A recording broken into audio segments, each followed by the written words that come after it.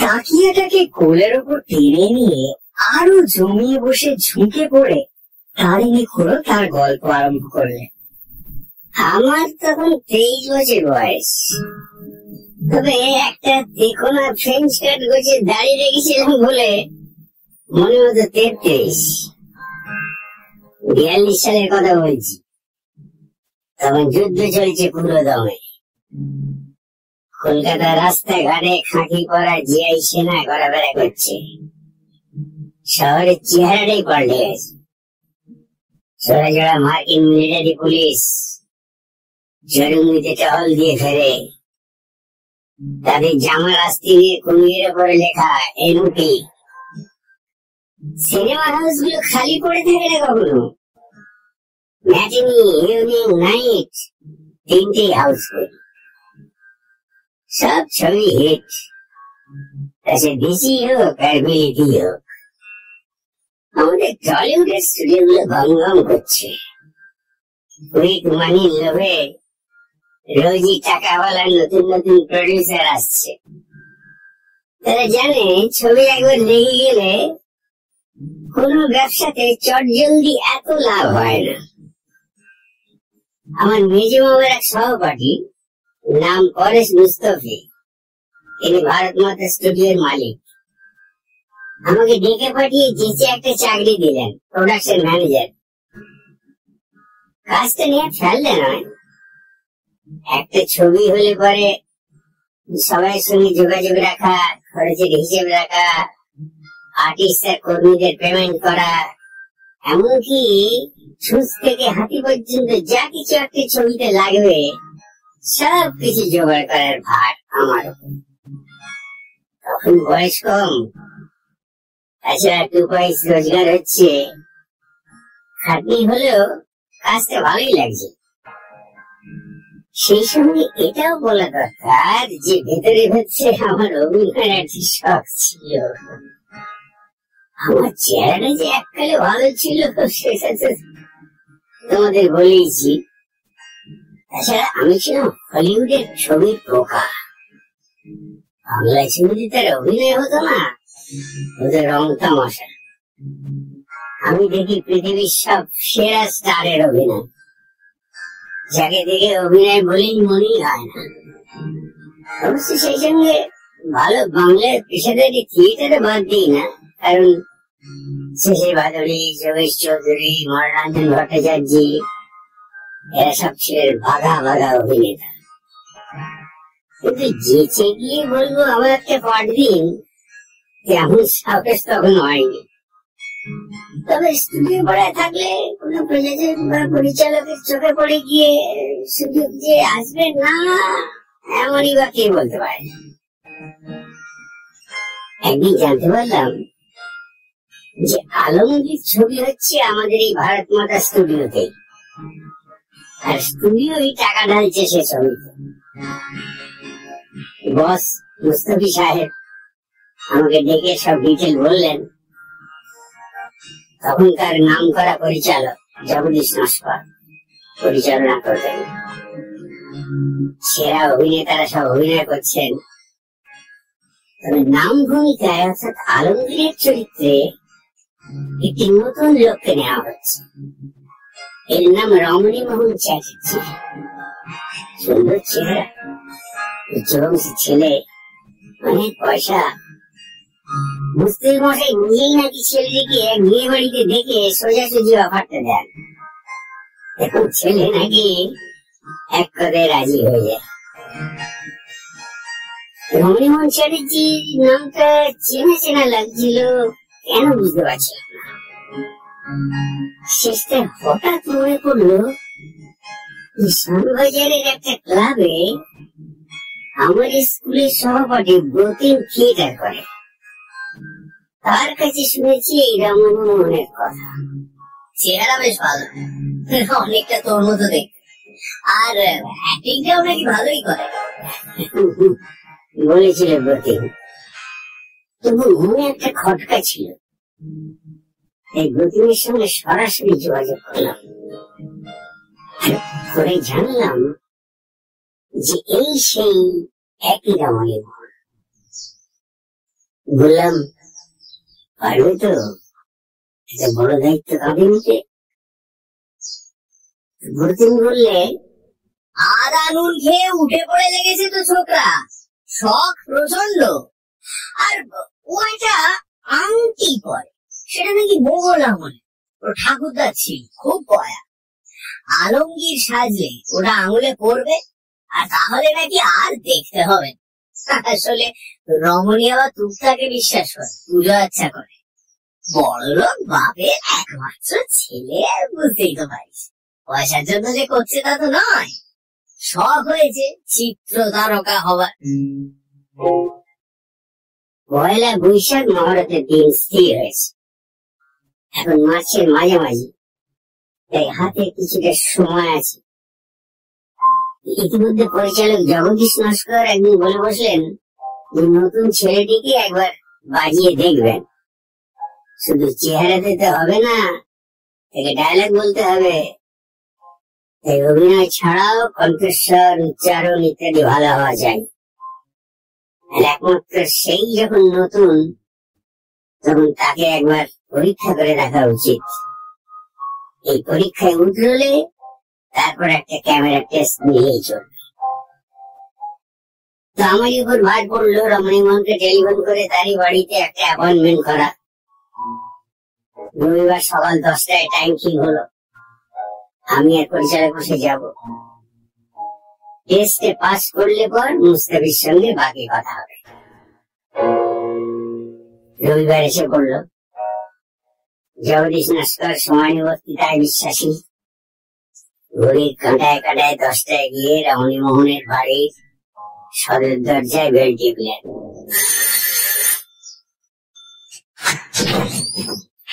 যারা আমাদের বৈঠকখানে নিয়ে গিয়ে বসার প্রায় সঙ্গে সঙ্গেই রমণী মোহনের আবির্ভাব হলো। চেহারা ভালো, তাতে সন্দেহ নেই।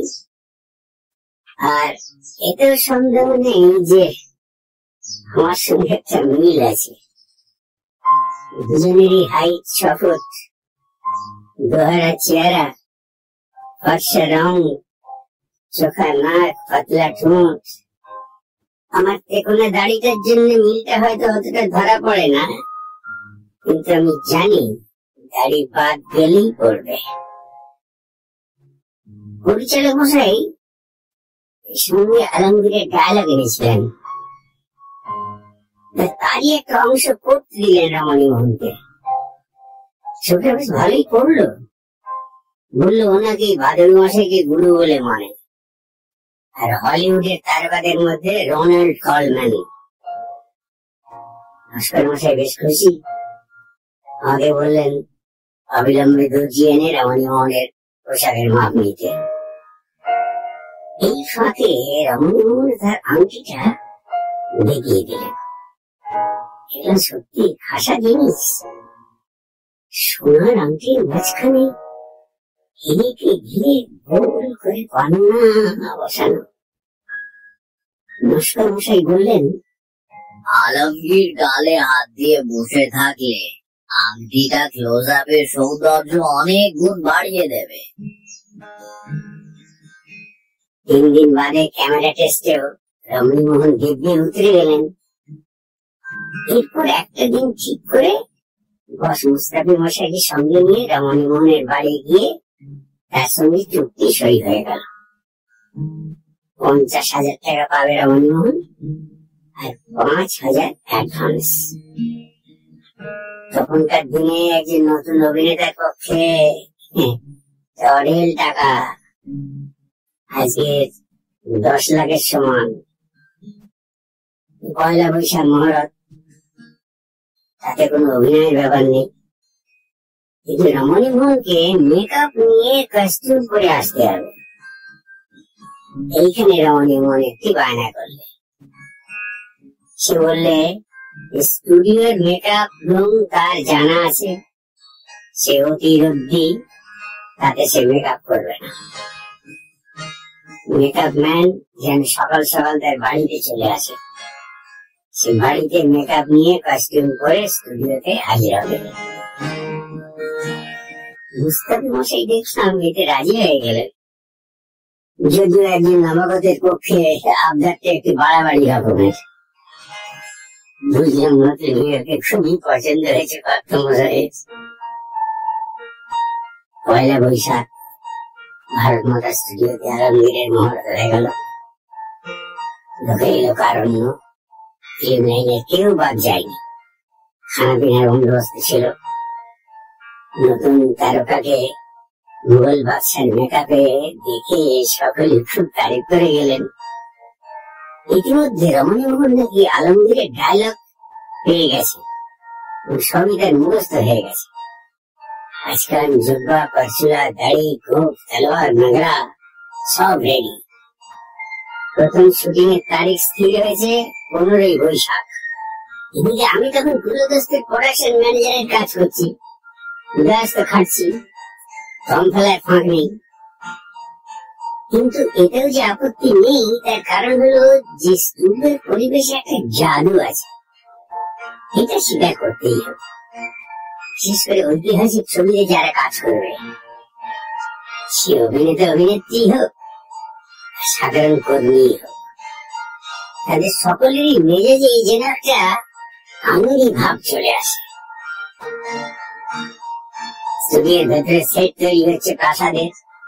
তার খিলেন, থাম, ষাড়লণ্ঠন, দেয়ালগিরি, গালিচা, মসনদ, ফরাস, তাকিয়া সমস্ত আবহাওয়াটাই যেন গেছে পাল্টে। মাঝে মাঝে কথা বলতে যে উর্দু ফার্সিও বেরিয়ে পড়ছে না তা নয়। দেখতে দেখতে 15ই বৈশাখ এসে গেল। আলমগীরকে দিয়ে কাজ শুরু। বাপ শাহজাহানের সঙ্গে দৃশ্য। ঠিক 10:30টার সময় তার নিজের লাল সেভরলে গাড়িতে আলমগীরের বেশে এসে হাজির হলেন রমণী মোহন। ক্যামেরাম্যানের আলো করা প্রায় শেষ। দু একটা ক্ষুদ্র রিহার্সেল হয়ে গেল এবং তাতে শাহজাহান বেশি পেশাদারী অভিনেতা, জয়নারায়ণ বাগচির বিপরীতে নিউ কামার রমণী মোহন বেশ ভালোই অভিনয় করলেন। কেবল পাখা সত্ত্বেও তিনি যে এত ঘামছেন সেটা বোধ হয় প্রথম দিনের উত্তেজনা ও কিঞ্চিত নার্ভাসনেসের জন্য। শটের সময় এটা না হলে কোনো চিন্তার কারণ থাকবে না। এবার ডিরেক্টর সাহেব লাইটস বলে চেঁচাতেই সেটের প্রয়োজনীয় সব আলোগুলো জ্বলে উঠল।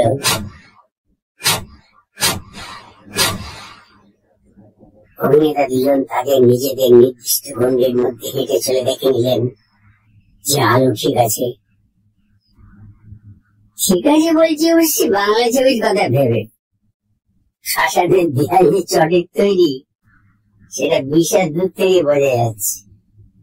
মেকআপ আর পোশাক ঘরে যাত্রা আমার।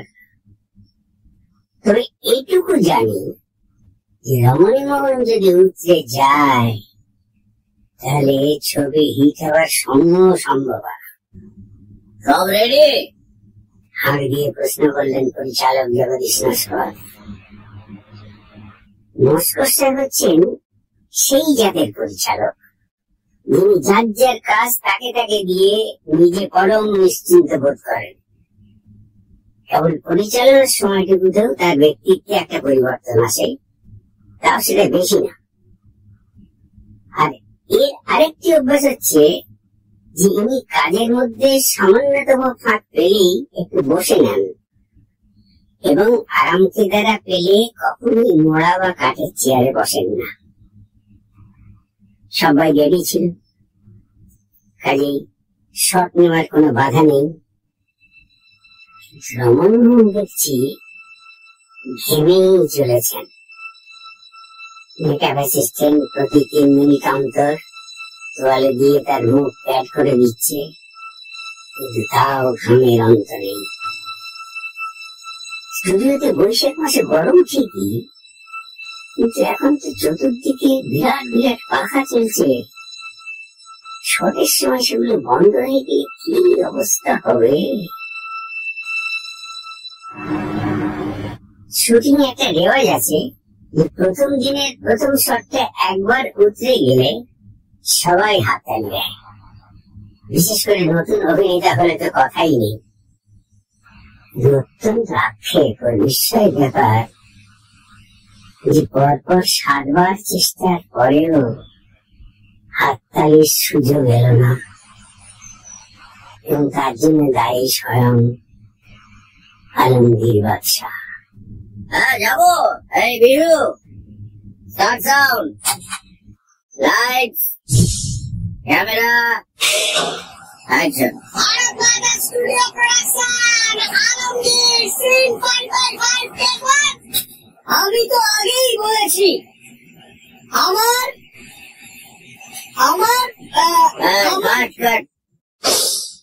ডায়লগটা একবার ভালো করে। Sorry sir, sorry. না ঠিক আছে, পরেরটা আর একটু ভালো করছিস। হ্যাঁ হ্যাঁ নিশ্চয়ই, যেতে বললে যাবো। হ্যাঁ হ্যাঁ আরেকবার। আচ্ছা যাবো Bishu. Start sound, lights, camera and action. Bharat Mata studio production, film Alamgir, scene 555 take 2। আমি তো আগেই বলেছি আমার বাধা আমি কোনো পথে সহ্য করব। হ্যাঁ কাজে হচ্ছে না, এই একবার ভালো করে দেখেন। হ্যাঁ একটু স্ক্রিপ্টটা একটু। আমার বাধা আমি না, আমার পথে আমি কোনো বাধা। হ্যাঁ ঠিক আছে, আসলে কি বলতো মানে একটু নার্ভাস একটু হচ্ছে। আমি তো আগেই বলেছি আমার পথে কোনো বাধা আমি সহ্য করব না। ঠিক আছে, হ্যাঁ এই মেজাজটা থাকবে, মুডটা থাকবে।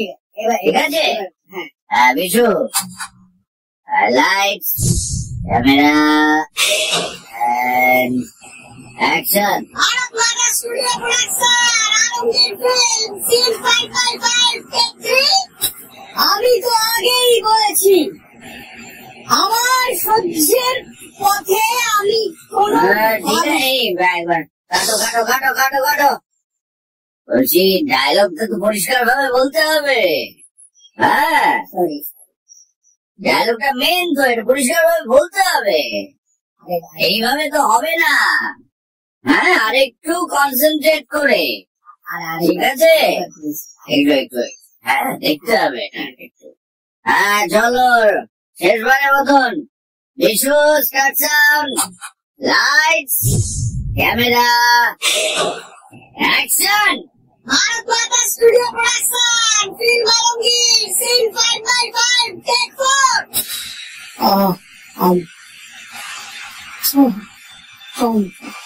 আমি দেখি পা ঠক ঠক করে কাঁপছে, আর তার কাছে একটা সিংহাসন গোছের গদির চেয়ার ছিল, তাতে বসে মাথার পাগড়িটা খুলে ফেলল। কাটো, এই পলাশ বাইরে একটা চা দে। বলছি কোথা থেকে সব ধরে নিয়ে আসে। বলছি স্যার। হ্যাঁ ঠিক আছে ঠিক আছে, বসুন বসুন, আপনি সাইডে বসুন। আমার ব্লাড প্রেশার। আরে বসো। এখন বললো আমার ব্লাড প্রেশারটা মাঝে মাঝে নেমে যায়, একটা ডাক্তারের যদি ব্যবস্থা করে দেন স্যার। রিহার্সাল মোটামুটি ঠিকই হয়েছিল বলে সকলে আরো অবাক, কিন্তু আমি তো জানি যে শট নেওয়ার ঠিক আগে যে মুখের সামনে খটাস করে প্লাস্টিক মারা হয়, তাতে অনেক পাকা অভিনেতা টসকে যায়। এখানে তাই হয়েছে, তাতে কোনো সন্দেহ নেই। ডাক্তার এসে বললেন প্রেশার নামলেও তেমন কিছু নয়, কিন্তু অভিনেতাকে দিয়ে আজকে আর কাজ না করানোই ভালো। রমণীমোহন বাড়ি চলে গেলেন। পরিচালক একা শাহজাহানকে দিয়ে গোটা 5 শট নিয়ে মিনিটের মধ্যে কাজ শেষ করে দিলেন। বাকি কাজ কবে হবে? আর এই রমণীমোহনকে দিয়ে আদৌ কাজ চলবে কি, নাকি শেষ মুহূর্তে অন্য অভিনেতা দেখতে হবে? আমার বস মিস্টার মুস্তাফি আমায় ডেকে বললেন শোনো, তুমি একবার ওই ছোকরার বাড়িতে গিয়ে সঠিক খবরটা নিয়ে এসো তো। সে নিজে কি মনে করে সেটা কিন্তু জানা দরকার। সে ফ্র্যাঙ্কলি বলুক সে পারবে কিনা। ধরো যদি কদিন সময় চায় তাও দিতে রাজি আছি, কারণ ওকে চেহারার দিক দিয়ে কিন্তু সবচেয়ে মানিয়েছে। হয়তো জড়তাটা টেম্পোরারি, অবশ্য দ্বিতীয় দিনে ওই একই ব্যাপার ঘটলে অন্য লোক তো নিতেই হবে। মাস্টার সাহেব যেন একবার ঘুরে পুচকে আমার দিকে চাইলেন, ভাবটা যেন একে দিয়েও কাজটা কিন্তু চলতে পারত, কিন্তু তারপরে কিছু বললেন না। আর আমি চেপে গেলাম। দুদিন পরে অ্যাপয়েন্টমেন্ট করে রমণীমহলের টেগর ক্যাসেল রোডের বাড়িতে গিয়ে হাজির হলাম। মেয়েরা আমার বৈঠকখানায় বসানোর 1 মিনিটের মধ্যে বাবু এসে ঢুকলেন। দেখলুম এই কদিনে ওর বয়স যেন বেড়ে গেছে 10 বছর। বললুম, কি ব্যাপার বলুন তো, এরকম হলো কেন? ভদ্রলোক গভীর আক্ষেপের ভঙ্গিতে মাথা নেড়ে বললেন, কি আর করবো বলুন, শুটিং এর 3 দিন আগে আমার এক বন্ধু তার জ্যোতিষীকে এনে হাজির করে বললেন, নতুন কাজে হাত দিতে যাচ্ছ, একে দিয়ে একবার ভাগ্যটা যাচাই করে নাও। আমি আপত্তি করলাম না, কারণ ওসবে আমার বেশ আস্থা আছে। আর এই নাকি কিসব জ্যোতিষার্ণব টার্ণব উপাধি আছে জানি না, চেহারাটাও তো বেশ ইমপ্রেসিভ। কিন্তু মশাই, হাত দেখার আগেই আমার মাথার দুদিকে রগ বুড়ো আর করে আঙুলে টিপে লোকটা কি বললো জানেন? বললেন, এই লাইন তোমার নয়, অভিনয়ের দিকে যেও না, এই বছর খেতে হবে। ভেবে দেখুন তো কি কথা। 3 দিন বাদে শুটিং, পাঠ মুখস্থ হয়ে গেছে, আর লোকটা বলে কিনা আমাকে অ্যাক্টিং হয় না, সাদে কি ডায়লগ গোলমাল হয়ে যাচ্ছিল। যেই মুখ খুলতে যাব অমনি জ্যোতিষীর মুখটা মনে পড়ে যাচ্ছে, আর কি জানো, গলার ভেতরে পাথর গুঁজে দিচ্ছি। সে যে কি অবস্থা, সে আর আপনাকে কি করে বোঝাবো। রাজ্য শুদ্ধ লোক জেনে গেছে আমি আলমগীর করছি, সেই সময় অকেজ বলে বাদ হয়ে যাওয়া, এর চেয়ে বেশি অপমান আর কি হতে পারে বলুন। আমি আর কি করি, যথাসাধ্য সহানুভূতি দেখালাম। জিজ্ঞেস করলাম, কি করলে পরে এই বিভীষিকা আপনার মন থেকে দূর হতে পারে? কারণ আপনার মধ্যে যে অ্যাক্টিং আছে সে তো আমরা রিহার্সালেই দেখেছি। রমণীমোহন মাথা নাড়ল, ঘাড় হেঁটছিল। এবার মুখ তোলাতে দেখলাম চোখে জল। আমার হাত ধরে অত্যন্ত করুণ সুরে বললে,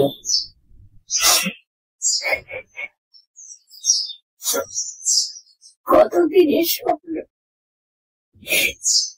কতদিনের যে স্বপ্ন আমি সিনেমায় অভিনয় করে নাম করব, আর সেই সুযোগ এসে গ্রহে ফিরে বানচাল হয়ে গেল। এখন আপনি যদি কোনো রাস্তা বাতলে দিতে পারেন, তখন নিজের মাথায় একটা রাস্তা এসেছে, কিন্তু সেটা সভয় বলবো না নির্ভয় ঠিক বুঝতে পারছি না। নির্ভয় বলুন। রমণীমোহন কয়েক মুহূর্ত আমার দিকে চেয়ে চেয়ে বলল, আরে বাবু, আপনার অভিনয় আসে হঠাৎ এই প্রশ্ন কেন? তার কারণ আমার সঙ্গে আপনার চেহারার মিল আছে। সে কথা আমার পেয়ারা প্রসন্ন বলছিল। ভাবছিলাম আমার বদলে আপনি যদি আমার বাড়ি থেকে মেকআপটা নিয়ে পোশাকটা পরে আমার হয়ে অভিনয়টা করে দিয়ে আসেন। অবশ্য কিছু লোককে ব্যাপারটা বলতেই হবে, মানে যেমন মেকআপ ম্যান যতীন, তার সহকারী হাবুল, তারপর ড্রেসার তারাপদ, তাদের হাতে কিছু গুঁজে দিলে আর কখনই ব্যাপারটা ফাঁস কেউ করবে না। কিন্তু আপনি রাজি? তার মানে অভিনয় করবেন তারিণী বাণিজ্যে, তার নাম হবে রমন চারিজ্যে, এছাড়া কোনো রাস্তা তো আমি দেখছি না। প্রোডাকশন ম্যানেজারের কাজটা কি করবে? সেটার একটা অন্য ব্যবস্থা করবে ওরা। আপনি বলে দেবেন বম্বে থেকে একটা ভালো অফার পেয়েছেন, তাই চলে যাচ্ছেন। কথাটা মন্দ বলেননি, কিন্তু যদি অভিনয় আমার ভালো হয়, তার জন্য যদি কোনো সংস্থা পুরস্কার ঘোষণা করে, তাহলে সেটাও তো আপনি নেবেন। তা তো নিতেই হবে, তবে আপনাকে পারিশ্রমিক ছাড়াও আমি আরেকটা জিনিস দিতে রাজি আছি। কি জিনিস? আমার এই মোগলাই আংটি। আজকের বাজারে কত দাম সেটা আপনি জানেন নিশ্চয়ই। পুরোনো ভালো জিনিসের উপর আমার মোহ আছে, সেটা তো তোরা জানিস। সেটা কখনো ছিল। বলে দিলাম ঠিক হয়, আমি আপনার প্রস্তাবে রাজি, কিন্তু সবচেয়ে আগে আপনার চিত্রনাট্যটি চাই। ডায়ালগ মুখস্থ করতে হবে তো। রমণীমোহন তৎক্ষণাৎ তার ফাইলটা এনে আমায় দিলেন। সেই দিনই বিকেলে মিস্টার মুস্তাফির কাছে গিয়ে বললাম যে রমণীমোহন আরেকটা চান্স চাইছে। বলছে এবার না হলে যেন তাকে বাদ দেওয়া হয়। মুস্তাফি মশাই রাজি হয়ে গেলেন। ওদিকে পরিচালক মশাইকেও খবরটা দিয়ে দেওয়া হল। রমণীমোহনকে সুস্থ হওয়ার সময় দিয়ে 15 দিন পরে শুটিং রাখা হলো। অন্যদের কাজের তারিখ আর স্টুডিওর বুকিং সেভাবে বদলে দেওয়া হলো। যাদের দলে টেনে নেওয়ার কথা তাদের সকলকেই তালিম দেওয়া হয়ে গেছে। আমার জায়গায় নতুন প্রোডাকশন ম্যানেজার এসে গেছে, এখন দলে টেনে নিয়েছি। কারণ প্রোডাকশন ম্যানেজারের কাছে কোনো কিছু লুকোনো বড় কঠিন। আমি মুস্তাফি মশাইকে অবশ্যই জানিয়ে নিয়েছি যে একটা ভালো চান্স পেয়ে বোম্বে চলে যাচ্ছি, এই ছবিতে আমার কাজ করা সম্ভব হবে না।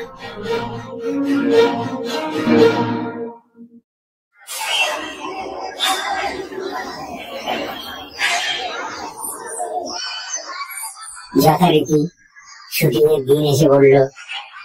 সকাল 10টায় রমণীমোহনের লাল স্যাভরলে এসে ঢুকল ভারতমাতা স্টুডিওতে।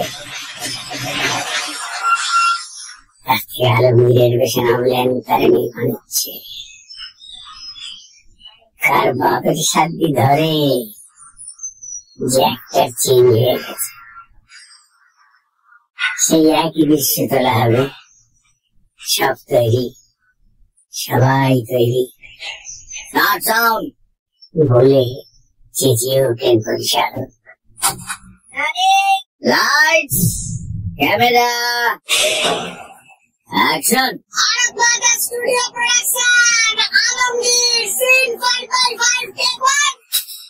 আলমগীর তার বাবার সামনে এসে অত্যন্ত সাবলীল ভাবে তার কথা বলে গেলেন। আমি তো আগেই বলেছি আমার পথে কোনো বাধা আমি সহ্য করবো না। হ্যাঁ, বেশ ভালো হয়েছে, দারুণ হয়েছে, হই হই করে হলো তো। হ্যাঁ, এই পরটা রেডি কর। শটের শেষে হাততালিতে স্টুডিও গম গম করে উঠল। সারাদিনের 13টি শটের একটিতেও রমণী তারেনি ঠেকলেন না। ছবি শেষ হতে লাগলো 5 মাস।